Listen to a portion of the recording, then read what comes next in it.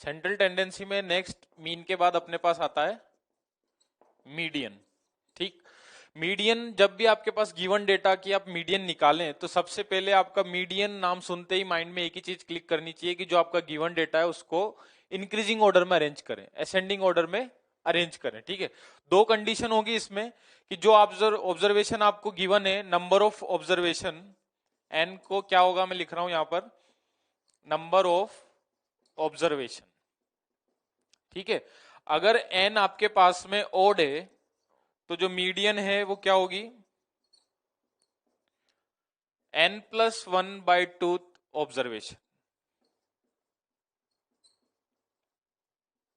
ठीक, आपको कोई भी गिवन डेटा है और उसमें जो नंबर आपने काउंट किए 1 2 3 4, तो नंबर ऑफ ऑब्जर्वेशन अगर ओड है तो मीडियन क्या हो जाएगी, n+1/2 ऑब्जर्वेशन। ठीक, अभी क्वेश्चन करेंगे। देखिए नेक्स्ट, अगर n आपके पास में इवन हो तो मीडियन क्या होगी, n/2 observation plus n/2 plus 1th observation divided by 2। मैं ये बोल सकता हूं कि n/2 ऑब्जर्वेशन और n/2 प्लस 1th ऑब्जर्वेशन का एवरेज। ठीक है, तो आपको ये दोनों कंडीशन ध्यान रखनी, जब n ओड हो तब क्या फॉर्मूला यूज करेंगे और n इवन हो तब क्या फॉर्मूला यूज करेंगे। ठीक है, तो क्वेश्चन करते हैं, देख लीजिए आप फॉर्मूला एक बार और। अगर n ओड हो तो n+1/2 ऑब्जर्वेशन डायरेक्टली आपकी मीडियन होगी, और अगर n इवन है तो n/2 observation plus n/2 plus 1th observation divided by 2।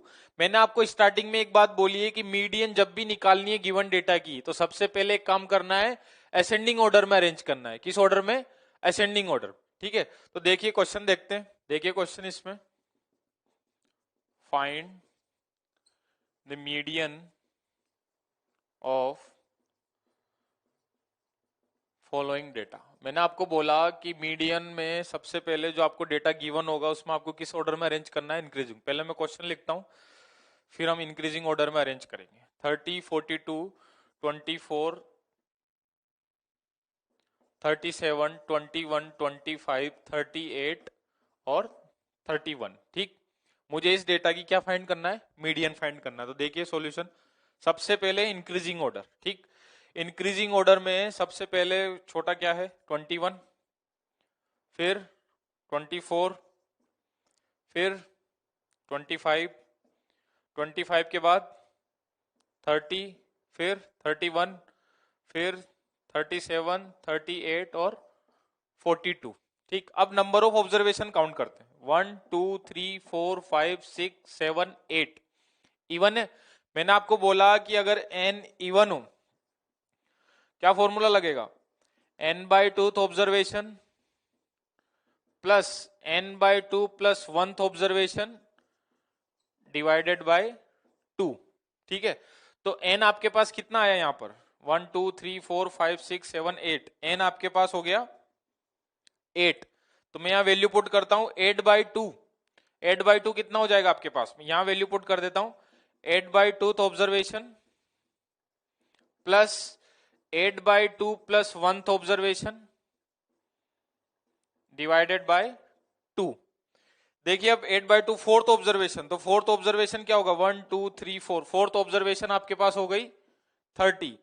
फिर आया 8/2 4, 4 plus 1 fifth, fifth observation 1 2 3 4 5, fifth observation हो गई 31। ठीक है, 31 डिवाइडेड बाय 2, इसका सम होगा आपके पास 61/2, डिवाइड करेंगे तो कितना है आपके पास 30.5। 30.5 इस गिवन डेटा की क्या हो गई, मीडियन। क्लियर, नेक्स्ट क्वेश्चन करते हैं मीडियन पर।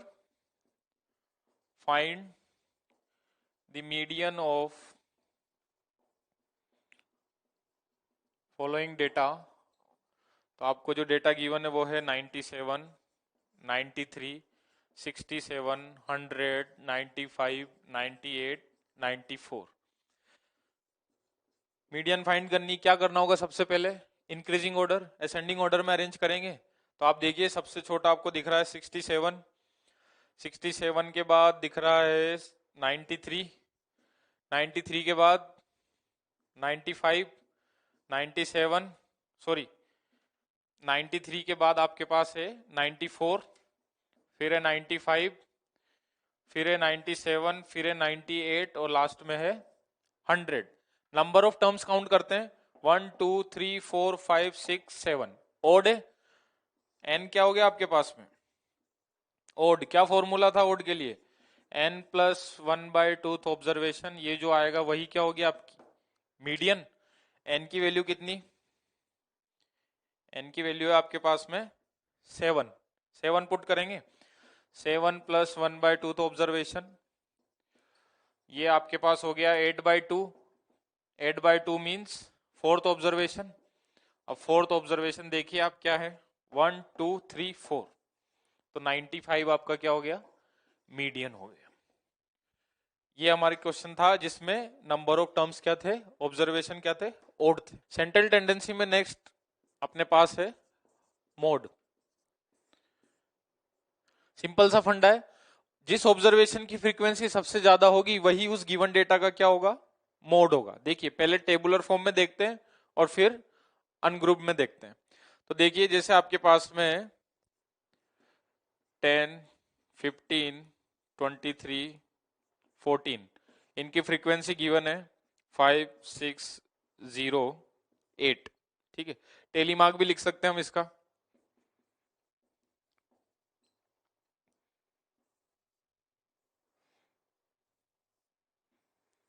ठीक है, ये टेबुलर फॉर्म में आपको कोई डेटा गिवन है फ्रीक्वेंसी के साथ। तो आप देखिए इसमें कि 5 के लिए टेलीमार्क क्या यूज करूंगा, 1 2 3 4 5, 1 2 3 4 5 और ये 6 और 0। ठीक है, ये है ही नहीं। और 8 के लिए 1 2 3 4 5 6 7 8। ठीक, अब मैंने बोला मोड, ऐसा ऑब्जर्वेशन जिसकी फ्रीक्वेंसी सबसे ज्यादा होगी उसे क्या बोलेंगे? मोड। किसकी फ्रीक्वेंसी सबसे ज्यादा है? 14 की। अपना आंसर क्या हो गया? 14। ठीक, क्लियर। अब देखिए नेक्स्ट, अगर आपको अनग्रुप्ड डेटा गिवन है या लिखा हुआ है, जैसे 1 3 5 3 7 3 2 0 5 3। ठीक है, ये आपको डेटा गिवन है और इसमें आपको मोड फाइंड करना है। ठीक, तो आप देखिए 3 कितनी बार है, 1 2 3 4, सबसे ज्यादा फ्रीक्वेंसी किसकी है? 3 की है, तो इस डेटा का मोड कितना हो गया? 3 हो गया। क्लियर। ठीक है, तो ये था आपके पास मोड। फ्रीक्वेंसी की फॉर्म में अगर कोई टेबल गिवन है तो जिसकी फ्रीक्वेंसी, जिस ऑब्जर्वेशन की फ्रीक्वेंसी सबसे ज्यादा है वही मोड होगा। और अगर इस तरीके से है तब भी हम काउंट करेंगे, जिस ऑब्जर्वेशन की फ्रीक्वेंसी सबसे ज्यादा है वो क्या होगा अपने पास? मोड। नेक्स्ट है अपने पास में बार ग्राफ। ठीक है, बार ग्राफ होता क्या है? एक पिक्टोरियल रिप्रेजेंटेशन होता है न्यूमेरिकल डेटा का। ठीक है, जिसको हम हॉरिजेंटली और वर्टिकली कुछ बार्स बनाकर रिप्रेजेंट करते हैं। बार्स मतलब रेक्टेंगल, या तो हम इस तरीके से रेक्टेंगल बनाकर शो करें या कुछ इस तरीके से रेक्टेंगल बनाकर शो करें। ठीक है, तो जो नंबर ऑफ बार्स हम बनाएंगे उन नंबर ऑफ बार्स में जो हमारा गिवन डेटा है हम उसको रिप्रेजेंट करेंगे। ठीक है, क्या है bar graph? A bar graph is a pictorial representation of numerical data by a number of bars. Bars means ये नंबर ऑफ बार, इस तरीके के हम बार बनाएंगे, number of rectangle of uniform width. इन सभी की विड्थ क्या होगी? सेम होगी। और जो मेरा नेक्स्ट होगा, नेक्स्ट कंडीशन के लिए जो नेक्स्ट मेरा बार होगा, रेक्टेंगल होगा, तो अगले जो भी हम रेक्टेंगल बनाएंगे इन सभी के बीच में जो स्पेसिंग है वो इक्वल होनी चाहिए, with equal spacing between them. तो देखिए, a bar graph is a pictorial representation of numerical data by a number of bars rectangle. Number of bar किसको बोल रहा हूं मैं? रेक्टेंगल को। ऑफ यूनिफॉर्म विड्थ इरेक्टेड, या तो हॉरिजेंटली बनाए या वर्टिकली बनाए। हॉरिजेंटली इस तरीके से होंगे और वर्टिकली इस तरीके से होंगे। ठीक, तो देखिए with equal spacing between them, उन सबके बीच में जो डिस्टेंस होगा, जो स्पेस होगा वो क्या होना चाहिए? इक्वल होगा। ठीक है, तो देखिए क्वेश्चन करते हैं। Raju recorded the temperature at 2 PM for a week as follow. Days है Monday, Tuesday, Wednesday, Thursday, Friday, Saturday, Sunday. और हमको इसके लिए क्या बनाना है? बार ग्राफ बनाना है। ठीक, तो आप देखिए स्केल में मैं जैसे आपको टेम्परेचर गिवन है 30, 25, 35, 30, 20, 38, 28। ठीक, बार ग्राफ बनाना है तो नंबर ऑफ रेक्टेंगल, इस तरीके से नंबर ऑफ बार होंगे या तो हॉरिजॉन्टली या वर्टिकली, हम दोनों में से किसी भी तरह बना सकते हैं, ठीक है। और उनके बीच में स्पेस क्या होगा, इक्वल होगा, ठीक है। तो देखिए ये मैंने लिया वाई एक्सिस, ये आपका ओरिजिन, और ये मैंने लिया एक्स एक्सिस, ठीक है। अब आप देखिए कि मैं Monday Tuesday Wednesday Friday Saturday Sunday को एक्स एक्सिस पे ले रहा हूं, ठीक। यहां मैंने ले लिया मंडे, यहां मैंने ले लिया ट्यूसडे, यहां ले लिया वेडनेसडे, यहां ले लिया थर्सडे, यहां लिया फ्राइडे, यहां लिया सैटरडे, और यहां लिया संडे, ठीक। अब आप देखिए वाई एक्सिस पे मैं जो टेम्परेचर ले रहा हूं, उस टेम्परेचर में मुझे सभी के बीच में स्पेस, स्केल जो हम ग्राफ पेपर पे स्केल लेंगे वो स्केल मुझे क्या रखना है, सेम रखना है। तो मैं क्या करूं, सबके बीच में क्या डिफरेंस लूं, मैं यहां पर ले सकता हूं 20-20 का गैप ले सकता हूं, ठीक है। जैसे मैंने पहला इंटरवल ले लिया आपके पास में 20, फिर नेक्स्ट ले लिया 40, फिर नेक्स्ट ले लिया 60, ठीक है। 60 से बाहर कुछ है नहीं इसमें, क्लियर है। अब आप देखिए, या तो आप चाहें तो 10-10 का इंटरवल भी ले सकते हैं, अपने पास में है इतना स्पेस, तो ठीक है मैं 10 का इंटरवल लेके समझा देता हूं आपको। 10, 20, 30, 40, और यहां पर आ गया 50, ठीक। अब आप देखिए मंडे के लिए मुझे टेम्परेचर क्या शो करना है, 30 डिग्री, तो ये आपका मंडे और ये 30, ठीक है। मुझे बार बनाने, मतलब नंबर ऑफ बार्स रेक्टेंगल, तो आप देखिए मंडे में नंबर ऑफ बार बनाऊंगा, 30 शो करना है मुझे मंडे के लिए। तो आप देखिए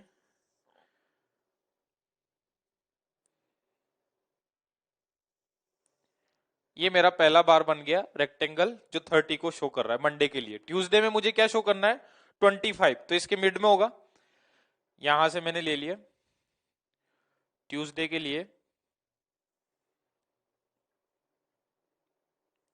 और ये हो गया आपके पास में 25। नेक्स्ट है वेडनेसडे के लिए 35, तो यहां से मिड में वैल्यू होगी,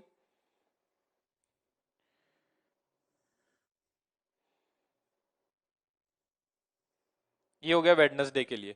नेक्स्ट है थर्सडे के लिए कितना, 30, तो 30 को मैंने आगे एक्सटेंड किया,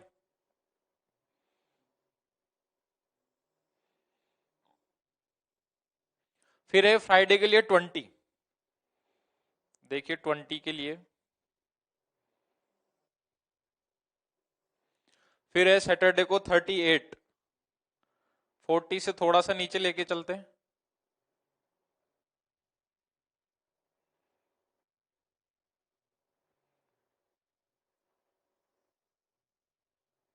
ये हो गया सैटरडे के लिए टेम्परेचर। संडे के लिए है 28, तो 28 30 से थोड़ा सा नीचे,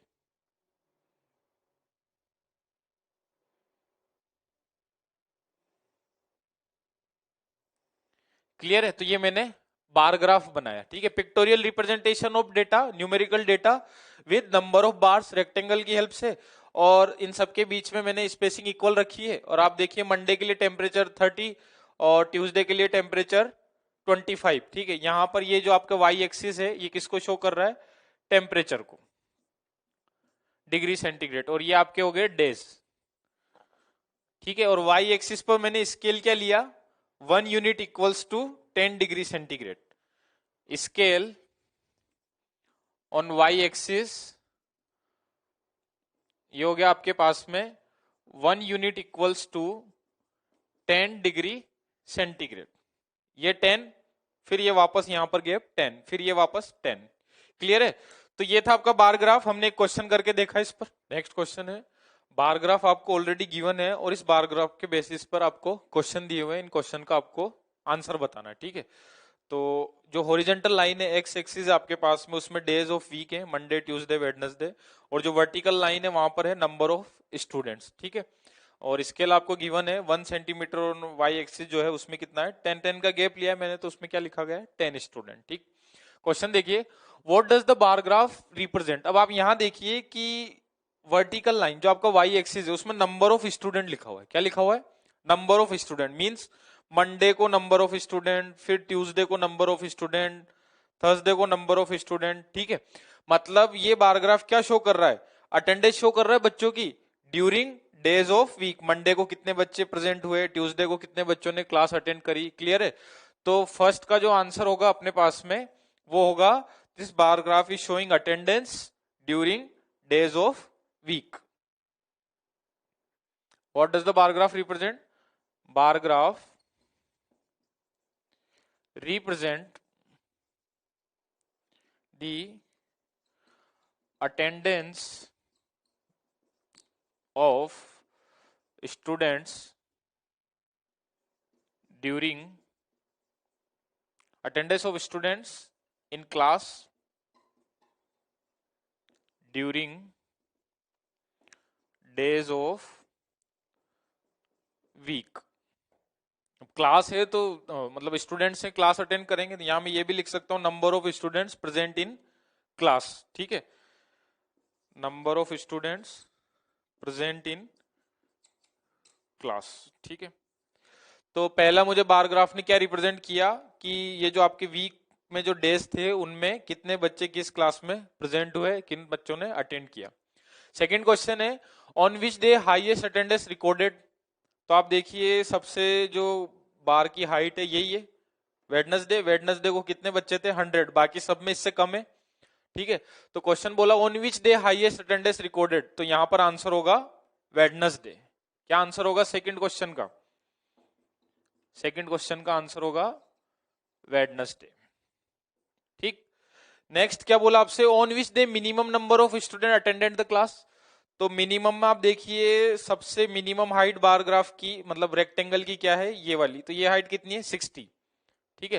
तो मिनिमम हो गया, अब पूछा है कौन से डे में, तो आंसर होगा सैटरडे। क्वेश्चन है on which day minimum number of student attended the class, answer होगा सैटरडे। थर्ड क्वेश्चन का आंसर अपने पास में सैटरडे, क्लियर।